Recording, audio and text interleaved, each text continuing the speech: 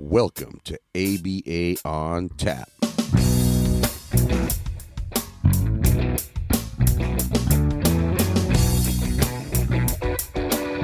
I'm Mike Rubio with Dan Lowry.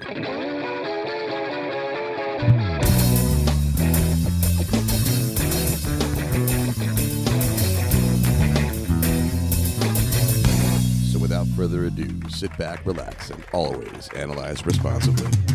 All right. Welcome back to yet another installment of ABA on Tap. I am your ever grateful co-host, Mike Rubio, along with Dan Lowry. Mr. Dan, round two. Super excited. Round one was awesome, and round two guest knows round one guests. So it's We'll a small world that in the ABA community, but I'm really excited about this one. It is. Now, we've had another affiliated guest associated with our guest today, somebody who we really enjoy the conversation with, Rachel Benson. And this particular individual employs Rachel. Rachel was one that we were chatting about afterwards for a while, just like it was so mind-blowing, and a lot of the stuff that she said it just wasn't your typical things that we talk about. So it really gave us a lot to think about and helped us. So our guest today, constant expertise on things that we all deal with, that we've all encountered, and maybe sometimes we don't want to talk about so openly. So very exciting to be able to talk about these things openly with somebody who knows what they're talking about. Our guest today, without further ado, is Nicholas Maio-Aether. Hello there.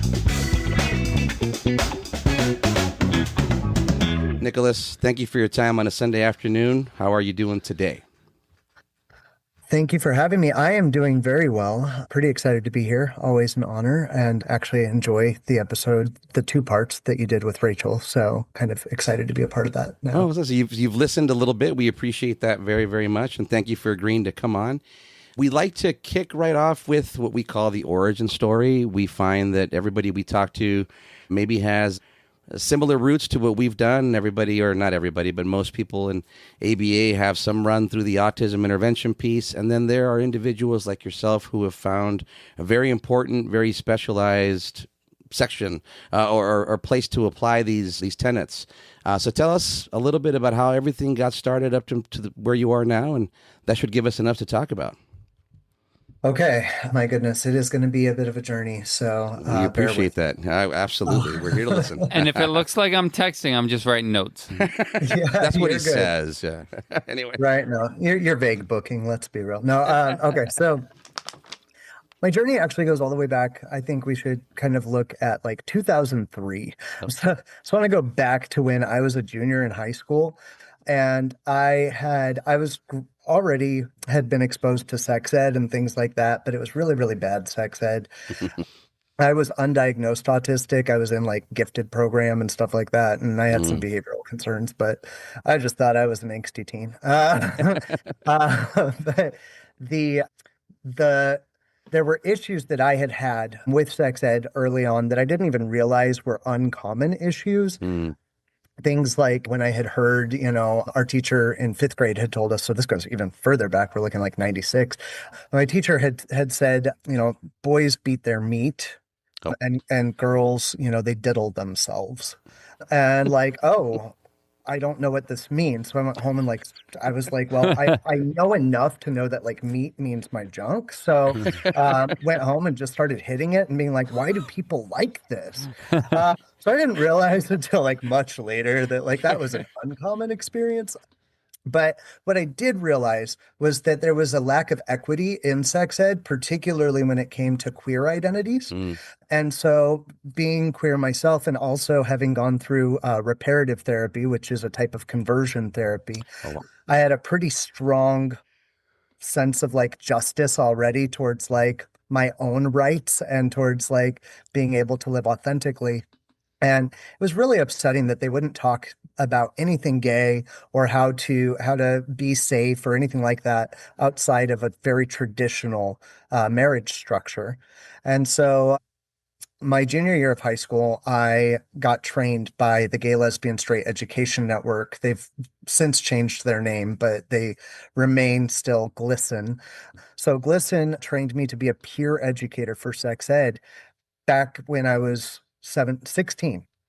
Okay. And so I did 24-hour workshop It was 3 days, 8 hours a day workshop to learn peer-to-peer sex ed. And so then I brought that back to Anchorage, Alaska, where I was going to school. And I opened up Anchorage's first gay straight alliance, and then opened up 5 more gay straight alliances across Anchorage, and then started helping people open them up in Hawaii. So that was kind of like my start into sexuality and into sex ed, and also into making sure that there was equitable access to education. And I feel like that's going to be a theme. So I wanted to give that as a base. Sure. Great. So going to college, I was like, okay, all of this is behind me now. Like, it's time to grow up and stop focusing on sex ed. I've left it in good hands. I'm going to become an advertising major. And I needed a job though. And so I went with what was comfortable, and I started working in an adult store. And I already knew all of these things. And so just helping people there. Also, it paid a lot better than regular retail. Yeah. My friends were making $6-7 an hour, and I was getting almost 20. Wow. So, right, I was like, I'm totally going to do this. But as I was working in the adult store, something that started to happen was I was using an education-based model. I wasn't just trying to sell, and I also wasn't being one of those weird, creepy people who like acts like the adult store is weird and creepy. I just went up to people. I was like, hey, what's going on? Like, let's just talk about what you're going through, what you want. And I would talk to them about materials and all these other things. So the store was directly, this was a Hustler Hollywood. It was directly overseen by Teresa Flint, Larry Flint's daughter. Okay. And so she came in and secret shopped us, and she saw how I was doing this kind of like education-based model. Next thing I know, I have an article in Hustler Insider every month called Nick's Picks, where I'm expressing like, these are different toys. This is what's coming out. These are the materials. You should not pair this toy with this type of lube. If people are having these kinds of concerns, make sure that you're addressing it this way, all of that kind of stuff. And I ended up with a display in every Hustler store across the country. Wow. It's called Nick's Picks. Yeah, it was a fun little That's thing. incredible. Man. And still, I was like, I'm going to go away from sexuality at some point. I'm going to do this. But then people started coming to me with all sorts of questions. And it was suddenly they were treating me like I was an expert. And the questions that I was being asked started to go further. They started to go into relationships. They started to go into actual like sex acts and trying to build up sexuality. It started to dive deep into almost sex therapy. And I was like, I probably need to go get some further training. So at the time, I also had turned up positive for HIV. And the idea of going into like a really high intensity, really long hours, crazy field like advertising just really wasn't feasible. That when I got diagnosed with HIV, I was hitting AIDS levels. So I actually already had like lesions on my legs. I was really tired, couldn't even mow my lawn. So like the idea of actually finishing out and going advertising was kind of like, no, this isn't happening. So I was like, I'm going to just go get a master's online, something I can do feasibly while I'm healing. And I got my master's in psychology with the goal of being a sex therapist. But then I got a master's in psych. You can't just immediately start practicing. You've got to get, practicum, and then you should go for your doctorate and become a clinical psychologist. So I'm trying to find a master's level practicum site. Can't seem to find one. The ABA sites are hiring like crazy. And school said, yeah, you can do that. That'll work. So I said, all right, let's try ABA site. I go to an ABA site, and immediately I'm pretty disgusted by what I'm seeing. It was ABA. It was an adult not company that had multiple group homes. And just the way, I don't even bring this company up by name. They're not even on my resume. It was my first experience. I was only there for a year, but it was disgusting. What I witnessed was just so many people being denied their rights. And, here I am thinking I'm going to go traditional sex therapy. And then I'm like, this is hurting. Like, this is hurting me on an emotional level. I know it's hurting them. And when I'm trying to report it, nobody cares. Everybody's like, well, the problem behavior went away. Who cares if they're getting their rights brought forward? Like, at the end of the day, Don't open a can of worms, is what I kept getting told. Don't open a can of worms. It'll open a can of worms. Yeah, they're right, but can of worms. I'm like, wait, what? Like, that really got to me. So Rightfully so. I raised a bunch of red flags, abuse, neglect. It got really ugly. I ended up having to walk away from that company and got told I was never going to make it in this field. Tell you what, you ever want to watch me become really motivated? Tell me I Tell can't. you can't do it. Within a year, I was board certified. Oh man, that's awesome. I did an entire ABA coursework and practicum at the same time. I did at 10% supervision, 30 hours a week. So a year later, I was board certified. Wow. And I was That's like, awesome. okay, we're That's doing awesome. this right. And so I have just really, really brought forth sexuality, education, and best practices since the forefront. My first practicum client in ABA was shaping of solo sex because he was going after his staff, his roommate, and he was harming his own penis. So like that was my first case. They Wow. they said, "Oh, you want to do sexuality? Well, Here we've you got go. stuff for you." It Yeah. was a much better agency. I will name that agency. That was Easter Seals Midwest. Oh Good wow. Okay. agency. Nice. Actually care about human rights. Well, and it's a big outfit too. You want to hear that, right? They haven't lost their touch. Yes. Shout out to So, Angel, who also wants to go. Do you have a know good Angel Gonzalez? He's big in the Easter Seals here in the San Diego area. oh no, I did not, but cool. Anyway, go ahead. So from there, basically just kind of working. I had to get, while I was there, had to work some children's cases, some adult cases, but very quickly, people started coming to me for adult related concerns. I started doing agency wide consultations at the other satellite offices. I started presenting within the agency. And then I was like, I really want to be able to let go of working with the children's side of things. Mm-hmm. I want to be able to focus only on the adults. And unfortunately, as much as Easter Seals did value the work I was doing, it just went against their actual model Yeah. to not just take people on a wait list the order that they come. Right. And so sometimes it was like the guy who is at risk of raping people, he's got to wait until she can learn to suck through a straw. And I was Interesting. like, oh, like that was the one thing where I was like, Holding you back. I can't have a wait list of people who are engaging in illegal behavior Right. or are at risk of being abused themselves or are harming themselves sexually because children need a higher VB-MAP score. I just can't.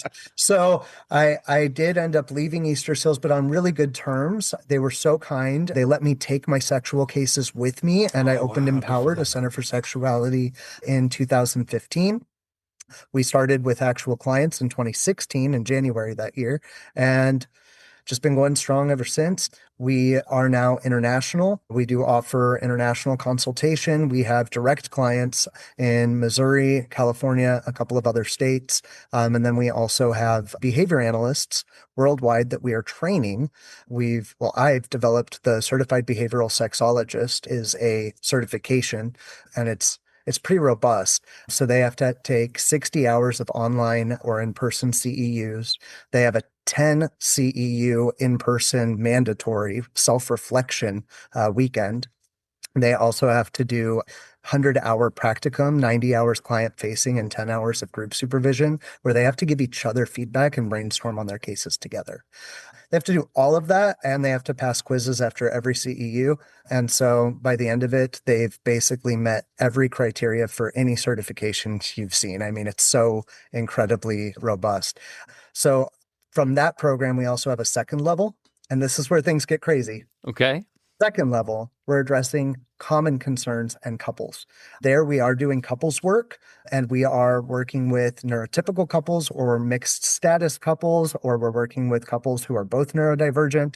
And we're doing work that a lot of sex therapists, traditional sex therapists, would not know how to do in order to assist these particular clients. And we're doing it entirely through behavior analytic models. I want to throw out there, I did get a second master's in marriage and family therapy and did my practicums in sex therapy and in marriage and family therapy. And when I was doing those, I realized like, man, so much of this that is behavioral can be understood through a behavior analytic lens. And if we just grabbed the behavioral components, we could be bolstering the crap out of ACT and some of our other behavior analytic things. And so I did. I brought them back, really made sure that they were in scope, talked with people, did ethics consultations, all sorts of things, and basically created this model by which we address couples now entirely through an ACT framework and through a behavioral shaping framework when it comes to addressing sexual desires and things like that. Wow. Woo. Incredible. This I'm gonna vote this the best origin story we've had yet. You might be. Might be. Oh. What an incredible journey you've been through. This sounds like, so to somebody like myself, this could be very daunting in terms of now maybe physiology and anatomy that must be learned to be successful at this. Talk a little bit about that, because it's obviously important, and I'm sure you wouldn't want to discourage somebody from doing this if they were interested.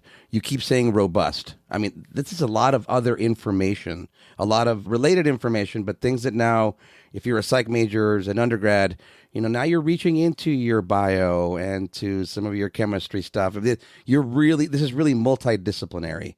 That's pretty daunting for people. What does that look like for somebody trying to follow this course of study? Yeah, so part of the way that we've developed our certification program. So again, if you're going to be working with more of those common concerns or couples, that's our second level. So you actually would have already completed the 60 hours of online, the 10-hour in person, all of that. Then you would do another 30 hours of online training. You would do a supervised case, which is typically going to be done, your first one side by side with a supervisor. And then from there, you've got to complete another 100-hour practicum. Okay. During those 30 hours of continuing education, and then also the 60 from the earlier level, anatomy is worked in, and you have to get 3 hours of anatomy at both levels. And we offer that education, but we also allow people to get outside education as long as it's behavior analytic. So you're kind of saying that once you go through the first part, the common concerns maybe seem all too common. Meaning once you've you're not so daunted by it anymore. It's like, oh, these are common concerns. Is that fair to say? Yeah. I would say the biggest area where people get more concerned when they're getting into the common concerns in couples is actually the idea of relationship dynamics. Okay. I think that's where people really are like, oh, what do I do with this? And something that I like to throw out there is, because I've had people say, oh, if you're working with relationship dynamics, that's out of scope. Well, with the right training, it can be in scope. Technically, parent training is you addressing relationship dynamics. And so if you're able to do it between parent and child and parent to address a child, why can't you address the two parents outside of how they address their child? Yeah.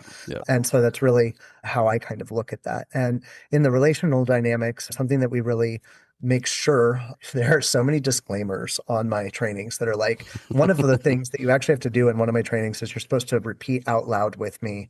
Even if you're taking it stagnant, it's an honor test, but you're supposed to repeat out loud, I am not a psychotherapist.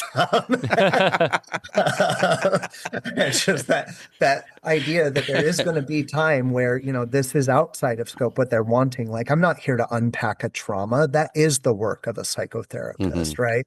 But at the same time, if what you're trying to do is you're trying to access reinforcement and you're recognizing that things are not happening, you're only getting punished, let's figure out where the reinforcement can get accessed.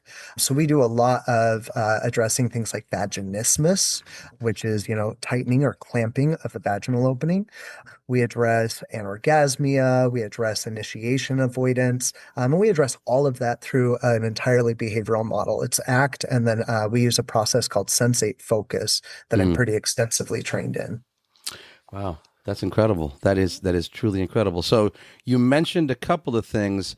List for us a little bit more the notion of common versus uncommon problems. So, our level 1 is really going to focus more on like taking the behavioral skill sets that you do probably have as a behavior analyst and the populations that you're most likely more commonly working with as a behavior analyst, right? And so that's going to be more focused in disability populations. Okay. So all of that That we say is not common concerns in couples. Common Understood. concerns in couples falls outside of that more disability Understood. focus Okay. and is more like we're working Cool. now in the domain that sex therapists work in, but we're making sure to stay within our lane and we're making sure to play nice with the sex therapists. I have a really good rapport here in St. Louis with the local sex therapists where if it gets to a point where they're like, I can't be effective, I can't figure this out, they send them over to me to see if I can be effective. If they have a disability and they're like, I don't know how to work with this disability, they send them over to me.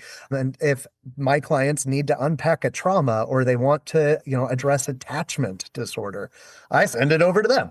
Right. And so we play very nice. And I think that that's also important because I think one of the things that gets really daunting for behavior analysts is that fear of scope. Yeah.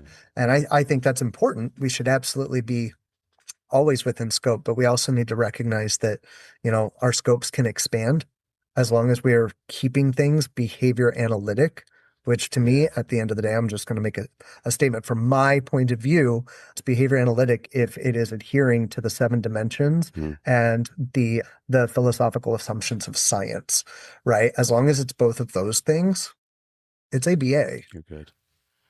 That's tricky, right? Because we deal with behavior, and we've actually talked about it on an episode that almost everything is behavior, right? So speech pathologists, occupation, all of that's behavior. So sometimes it is a little murkier, a little bit of gray area of like, are we able actually to go into that? Because it's just behavior, but they have a different level of expertise. So are we stepping on other people's toes here? Should we just defer and say that we're not competent in this, which I feel like to pass the BCAB or the BCBA exam, you always just have to say, refer it out. But the question being, in actuality, is this an area that we can kind of have a good impact on, or is this outside of our scope? So I thought what you said was kind of interesting, going back to the 7 dimensions, good old get a cab and the philosophic assumptions. Any other thoughts on kind of that high wire act, so to speak, of going in between our areas of expertise, areas that we are competent in, areas that we're not competent in, but still could be well served, and areas that might actually be outside of our scope? Yes. I have lots of thoughts. Don't open the door to me. Podcast is a great place to talk about it.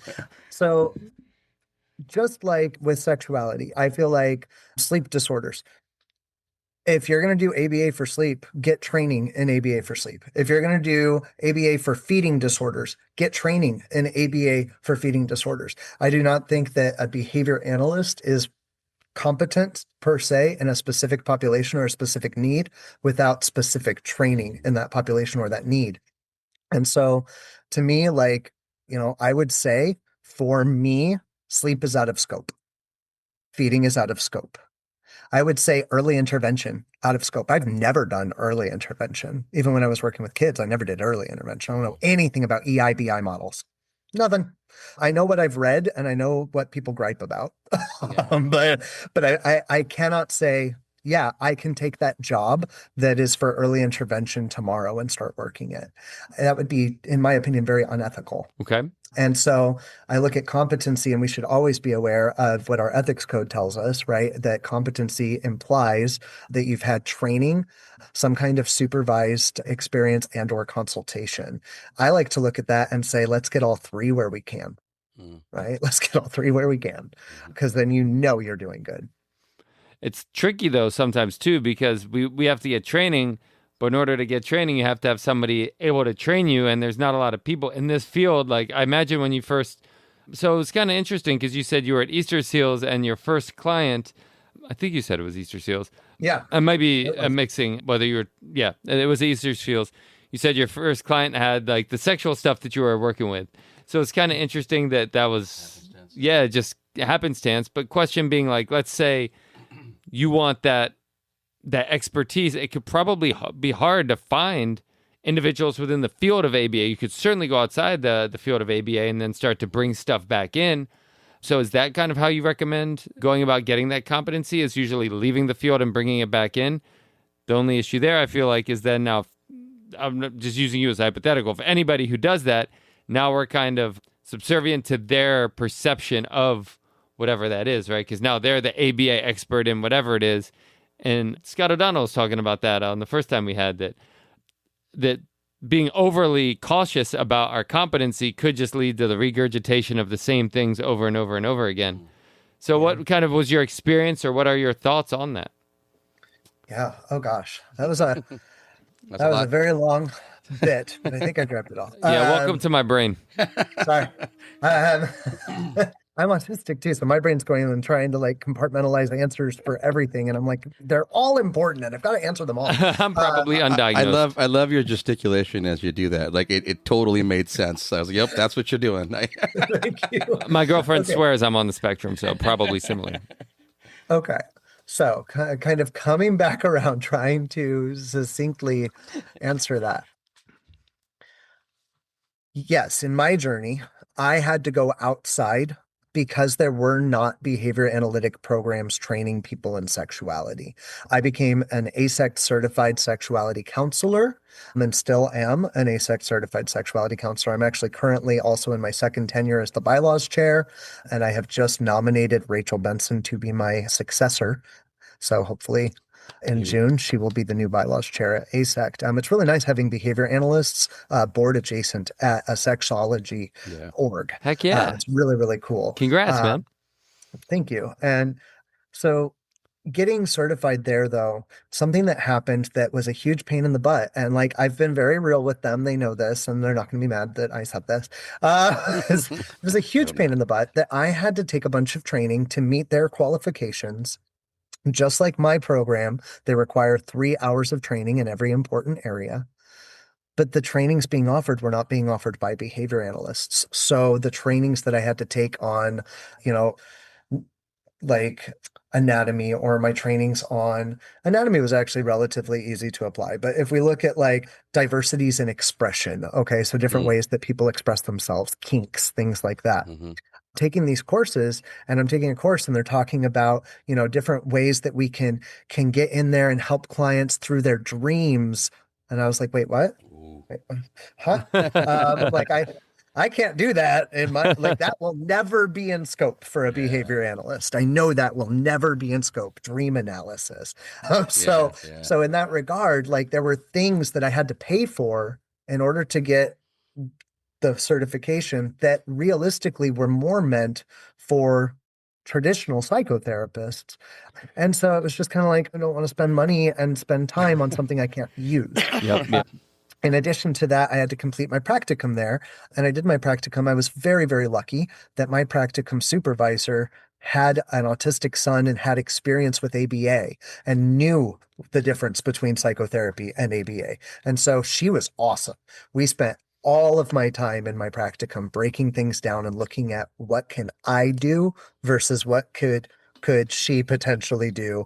And of course, she could always do more, but mine could be more fine pointed, right? I could get in there deeper with certain things. And so this is how Sensate Focus made its way into behavior analysis. Was my supervisor was Linda Weiner. She wrote the manual on Sensate Focus, and she used to work for Masters and Johnson. She was trained directly by them. They developed the model of Sensate Focus. It's an entirely behavioral shaping model. It's been empirically validated since the 60s. So we've got this like really, really powerful stuff that we've been able to bring in, but also doing my practicum under her was very expensive. Love Linda to death. She charges, I would say, a pretty standard rate. It's not that she charges an astronomical rate, but my entire ASEC journey altogether was about $14,000. And I was very, very lucky, again, that my supervisor understood ABA. I've met other behavior analysts who their supervisor did not understand ABA, that it was like a battle the whole time getting through. Yeah. We had one she's at my agency. Her initial supervisor kept telling her ABA was abuse and that she was an abuser and that she needed to just quit the field. And again, like there's definitely an important conversation to have there. Sure. And also when you're paying somebody to supervise you, you don't want their only advice to be quit. Right? Like, Yep. So I guess I don't want to get paid. These issues were why I was like, we need a certification specific for behavior analysts. And I actually went to ASECT about that. And right when it was right before I became bylaws chair. So I was on the bylaws committee, but I was starting to brush elbows with the board. And then I was like, hey, this is an issue, and it impacts behavior analysts kind of specifically. And can we have a behavior analytic certification? It can mirror everything else. We just give it a new name and make sure that all the content is behavior analytic. Unfortunately, at an organization that large that is entirely volunteer based and everything comes down to membership votes, the processes are slow. They told me realistically I'd be looking at 8 to 10 years. And I was like, I have HIV and I'm middle aged. I don't know if I'll be around in 8 to 10 years. So I just went for it. And I took with, grace and permission, I took their standards and I used them as a base to build my program. But then my program is entirely behavior analytic, and it comes in at about 1/3 the cost. Nice. Wow. I'm stunned just by everything you've done to try and bring, again, like I said in the introduction, these are things that sometimes people don't want to talk about, even within what you're describing. It was hard for people to make connections. There was sort of one route. So I'm just very impressed by everything you've done to bring this to the forefront.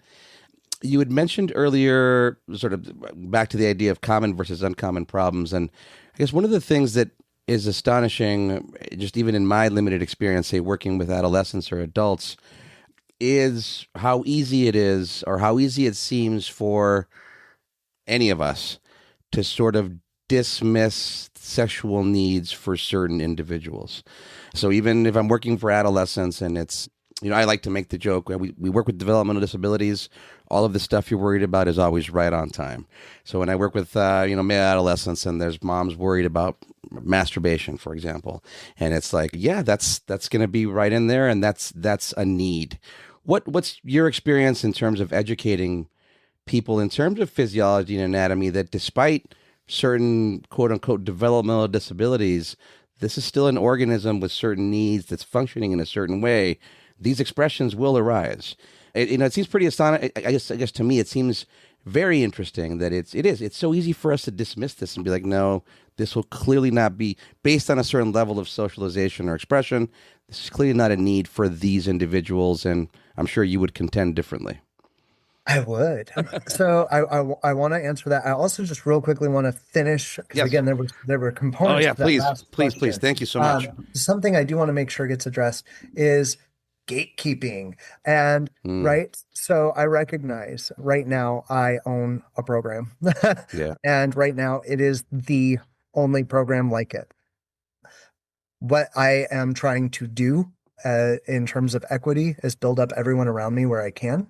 And so one of the things that I have done is open my program up. So like any CEU provider who's offering sexuality content, if it can be lined up with our core knowledge areas and our requirements, we will accept their outside CEUs to just help them get their exposure too. Nice. And then our graduates, we're actually going out and like trying to boost them up by giving them offers to talk and stuff like that as well. Nice. Big goal is going to be, I was on an island. A big goal for me is to create like a gigantic land mass where everybody is and we can all chill. I don't want to be on an island. But I do, I get that. And that is something that I also run a Facebook group, and I'm always trying to ask people to help me admin the group. So it's not just me, because again, I don't want to be that person who's like the decision maker or in control. It's never been my goal. My goal has always been to bring access. And that's where I'm coming from. Okay, so I'm going to bounce. Thank you. Thanks for finishing that up. That was important. Thank you. You're good. So bouncing back around the anatomy discussion. So a huge issue is infantilization, right? We don't want to open the can of worms, so we're not going to address this until it becomes an issue. Well, that philosophy implies that you are going to end up with an issue. Why would you ever create a contingency that ends with an issue? Self-fulfilling prophecy, right? Well, wait until there's an issue. Yeah. You are implying that there will be an issue. Why would you not work to prevent an issue? Antecedent strategies. It sounds like medical insurance, right? Oh, yeah. That's true. That's a pretty funny take on it. But something that I really do emphasize a lot is this is a human, this is an individual. You're a human, whoever you are, whether you're parent, guardian, custodian, staff, whoever's restricting the rights or Mm, the information, right? I want to talk to them about like, how would you feel if like other people assumed based on what you wear and what you're into, the fact that you seemed like gaming, I don't know, maybe you just are not ready for sex. Right? Like, I'm sorry, the fact that you like Minecraft, you should not be allowed to have sex. So so like at what point do we draw this line and say a person's interests mm, indicate that they are not socially ready for this? It's like, it's very weird to me. So I try and get yeah. in there and just be like, how would you feel if that doesn't seem to work and cause an aha moment, then I keep going and I become more and more objective and I go down a road I don't like to, which is the road of abuse and safety. I would Mm, really love it if we could just go the route of like pleasure and access and fun and living authentically and having relationships. And also sometimes we've got to go down the road of, all right, you've said no to all of that for your kid. mm, It seems like you really value safety. So let's talk about safety. Let's talk about the reality that when your kid is too old to be protected by being a minor, so they're mm, 18, their behavior is illegal because they never got the education that they needed to know not to touch people or not to, go up to random people and ask them for sex or things like mm, this. And so they're harassing people or they're non-consensually touching people, which can be considered sexual assault. And there are no special protections for disabilities in any state that I know of. If I'm wrong, I'm wrong, but that I know of, there's no special protections for having a disability if you commit a sex crime. So if you commit a sex crime, you still end up being a sex offender. You end yeah. up on the registry. You end up with all the restrictions, which might even mean that you have to be removed from your home placement if your home is near a school School. or something like that. Interesting. Yeah. Right? So you have to face all of these things. Also, if you want your kids safe as they grow up, do you want their picture on a registry with their address available? What happens the day somebody decides to play vigilante and Hmm. go take care of any sex offenders in their town? Like, this is not a safe, you never want to be on the offender registry. And so I really highlight, you don't want your kid there. And also, if you really believe that your kid would never offend, statistically, let's look and we can note that in any given year, up to half of sex offenses are by people who are in care. So people Hmm. with intellectual disabilities or Interesting. autism. So up to half, it's usually between 30 and 50%. Wow. But a lot of sex offenses are being committed by people in care. And luckily, even though the law is not on their side, a lot of times the systems protect them and people are just like, they're nice about it or whatever. But that's never a guarantee. And so I point out if that's not your big concern, then let's also look at the reality of being abused because so many people with disabilities Hmm. are abused. And especially, I hate to say this, but a lot of kids who go through ABA are taught to be compliant to Compliant. adult instructions. Absolutely. If you are taught to be compliant to Yep. adult instructions and that follows you as a rigid rule through your life, even when you're an adult, you are apt to listen to your staff. Hmm. And that means if your staff tells you to have sex with them or do sexy things with them, Right. and you don't know why this is wrong, you don't know your rights in that situation, you don't know how to get them away and how to report, now you're being abused and no one knows. Yeah. Everyone thinks it's status quo.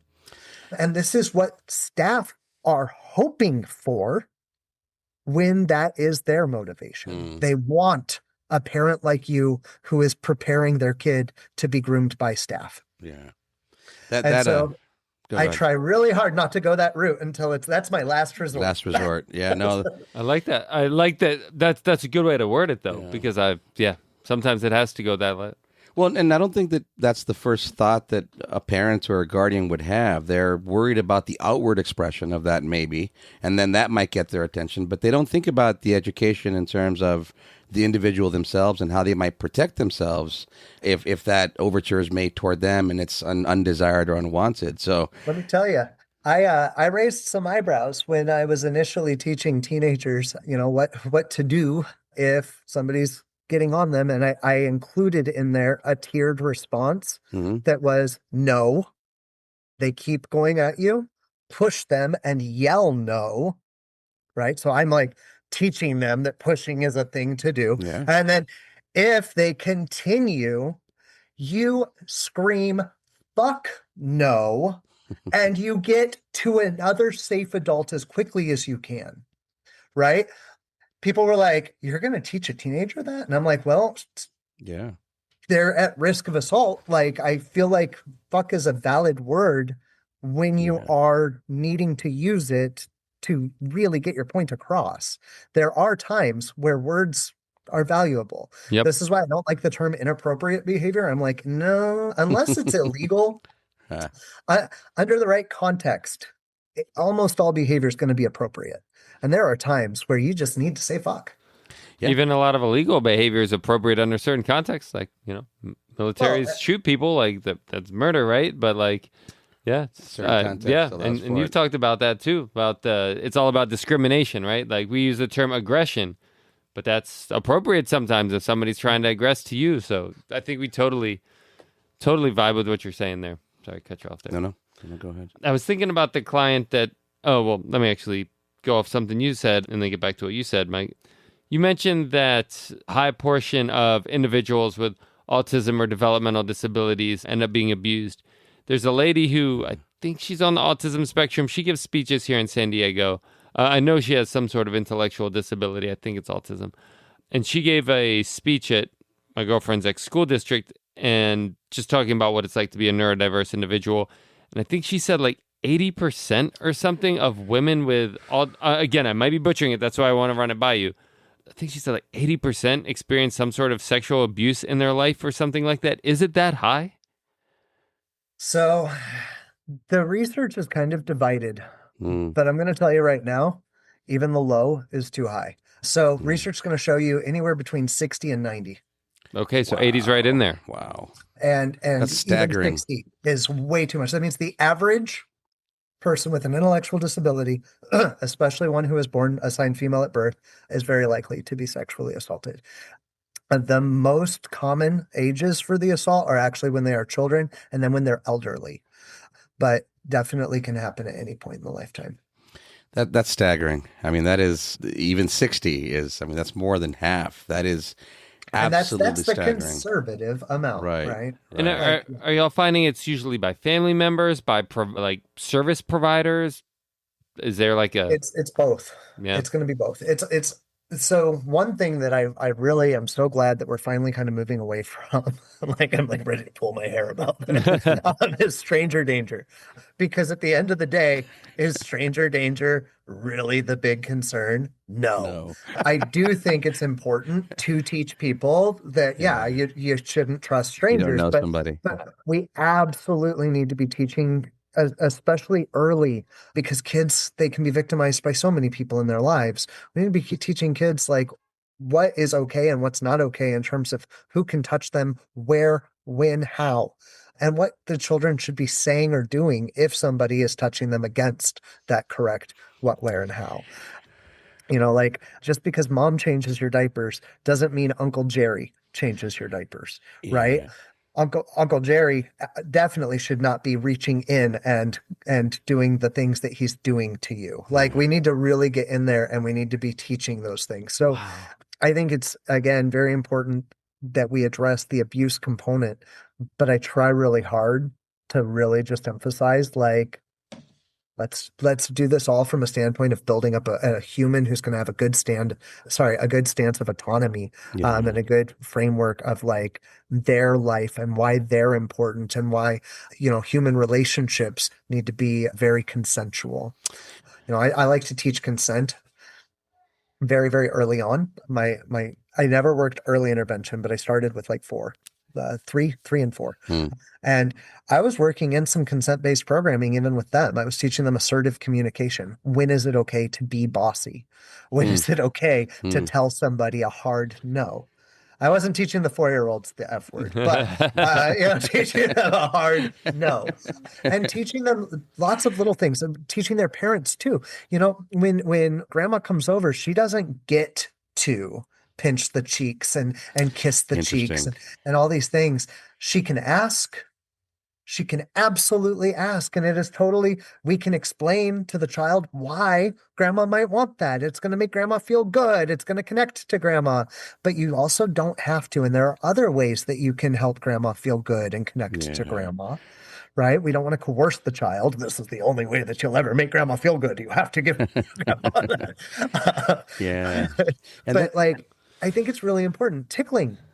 What an incredible way to teach a skill. So like when we're tickling and the kid says no and you stop, and then the kid looks at you like, why did you stop? And you say, I stopped because when you say no, people should stop. If you want me to keep tickling, just giggle. Oh, okay. Yeah. Right? Like, they say no again. Stop.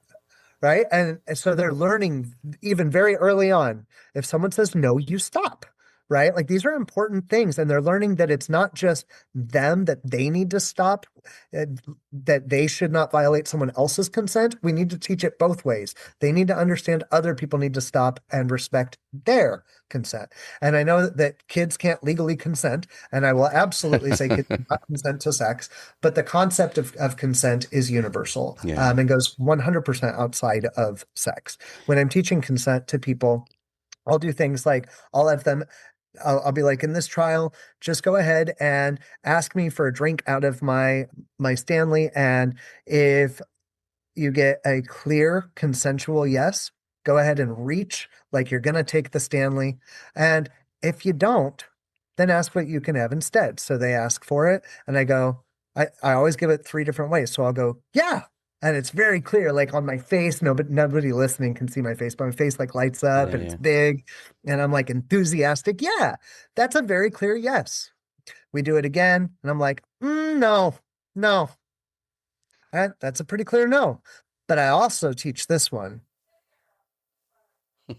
Little uncertainty. Yes. Because that's permission, but that's not consent. And permission and consent are 2 separate things. And we need to teach those as 2 separate things. Interesting. Right? Permission means someone says yes. Okay. Consent means someone says yes, shows yes, understands the question, knows the consequences, and they're cool with this. Yeah. So you got to be looking at their whole face, their body, all of it. So we actually have programs here called Facial and Body Language Subtle Clues, where we teach things like, what does it mean if someone's jaw starts to lock when you're talking to them? What does it mean if somebody's eyes start to look like they're pleading with you? And they're like looking back and forth. And what does it mean if somebody is checking their watch? Right? We're teaching all these little things too, you know? That's great. You mentioned so many things from a developmental framework that we wouldn't necessarily relate to now, sexual behavior later, but that are very, very important, from the notion of how many people change your diaper or in essence see you half naked, which is a privacy matter. You mentioned tone of voice, which I think from a social perspective is something that we step into as ABA professionals all the time in terms of acceptable behavior. And a child raises their voice, we tend to correct them 9 out of 10 times. And maybe more than 1 out of those 10 times, that's advocacy that they're expressing, but we don't necessarily see it that way. I really think that's an important point you made there. I know, going back to the diaper changing or the garment changing, I can't tell you, working on high school campuses, I face this issue more often than not, where you've got now, a young adult, an adolescent who requires that for their hygiene. And just in terms of logistics or staffing, you have a whole carousel of people who are doing that job, and you're going, no. Like, this can't be, this can't be the way to do it. We're not teaching them a semblance of privacy or respect in a way that could be detrimental. So it's so fascinating, because I presume, I'm going to give the benefit of the doubt, it's nobody's intent to be harmful, but these simple actions can compound in a way that they could become detrimental later in life. Yep, that's 100%. 100%. Wow. I was thinking about the example that you gave, the first client that we had. What was he started? About 13 maybe when he started, about 18-ish when he left us, somewhere in that age range. And I remember the first time that he started to play with himself and touch himself, the female RBTs or BTs at the time they were so appalled and confused, because again, typically we were dealing more with younger kids, so it wasn't really something that they dealt with. And then maybe combined with a taboo just in America or whatever, like they were like, oh my God, he's touching himself. What are we supposed to do? And then remember, we kind of had a powwow and like, all right, well, we got to figure out how we can find a way for him to do it appropriately, because we're not going to be able to compete with this urge if we're trying to use matching law. Like, good luck trying to find a reinforcer. What's that's the functionally equivalent replacement behavior for that? That's Nicholas, literally, help us out. You're speaking my language, because when people tell me, oh, we need them to, do this less, I go, what's going to be the alternative? What hits this function exactly the same way? Right. It's just like, at the end of the day, something that I've pointed out before, because I've been told, oh, if you teach them effective solo sex, because that's what we call it instead of masturbation. Thank you. I caught that earlier. I'm going to adopt that. So masturbation, the root word, it means polluting with your hands. Oh, geez. I didn't know And that. so, it's so negative, right? It really is. Let's call it solo sex. That's what it is. And so, I've been told, like, if you teach them effective solo sex, they're going to want to do it all day. And I'm like, if it's effective, the likelihood is they're not going to be able to do it all day. I don't know how many good orgasms you've had, but there's a refractory period for sure, and if there isn't, good for you. The average person, especially the average penis haver, is going to go through a refractory period where they're not going to want to do stuff for a while. And that's an abolishing operation that we can utilize actually to our benefit when we have clients who have impulsivity control issues in the community, is to be like, hey, we're not going to make you by any means, that'd be creepy, but if you would like to have a better chance of being successful on your outing, why don't you go take some private time and we can leave when you clean yourself up afterwards, right? Boom. Way less likelihood then that they're going to go up and touch somebody non-consensually. We've seen this across multiple clients here. We took this initially from Java. So like this was reported pre-session, the influence of pre-session factors on deviant arousal, Reyes, Fulmer, and Hall. Wow. I can't remember the year. I want to say 2011. Wow, what a tremendous display of referencing prowess. This concludes part 1 of our interview with Nicholas Maio-Aether. Please do return for part 2. There will be a week gap in between part 1 and part 2, as we did a pod swap with the lovely ladies over at Reinforcing Conversations. Please do check that out as well. And always analyze responsibly. ABA on Tap is recorded live and unfiltered. We're done for today. You don't have to go home, but you can't stay here. See you next time.